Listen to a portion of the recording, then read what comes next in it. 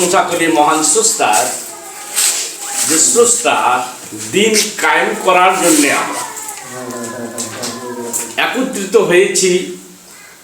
কিভাবে আমরা আল্লাহর দিনকে প্রতিষ্ঠার লক্ষ্যে এই সেন্টারে কোরআনের পক্ষে বিপুলভাবে জয় হওয়া যায়, তার জন্য আমরা আজকে সমবেত হয়েছি। যে মহান রাব্বুল আলামিন আমাদেরকে একত্রিত করেছেন, সে রাব্বুল আলামিনের জন্য আমরা শুকরিয়া স্বরূপ সবাই শুকরিয়া কামনা করে সবাই বলি একবার আলহামদুলিল্লাহ।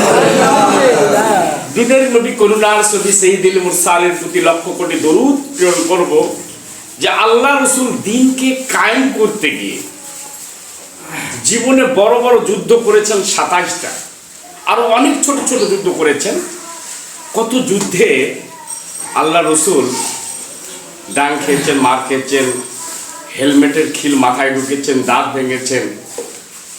তারপরে এই ইসলাম এবং কুরআন মক্কা মদিনা বা পৃথিবীতে প্রতিষ্ঠান করতে পেরেছেন। তাহলে কষ্ট করে প্রতিষ্ঠান করতে হয়েছে।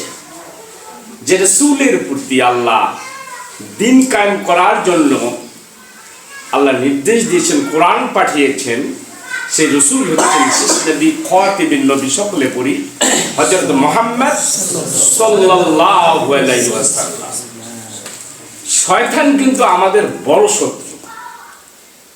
আল্লাহ যে দিন প্রতিষ্ঠিত করতে আদেশ দিয়েছেন রাসূলকে, এই দিন কায়েম করতে গিয়ে অনেক আঘাত, অনেক কথা সহ্য করেছেন। আল্লাহর সাহায্য কিন্তু চেয়েছেন। আল্লাহর সাহায্য ছাড়া আমরা এবং আল্লাহ রাসূলও কিন্তু আল্লাহর সাহায্য ছাড়া দিন কায়েম করতে পারে নাই। শয়তান হাজার হাজার সৈন্য, যারা কোরআনের বিপরীত যারা, তারা কিন্তু আমাদের হাজার হাজার। এই যে আমরা কয়েকজন, ওরা যখন মিটিং দেখাইবে দেখবেন মাঠ ভর্তি।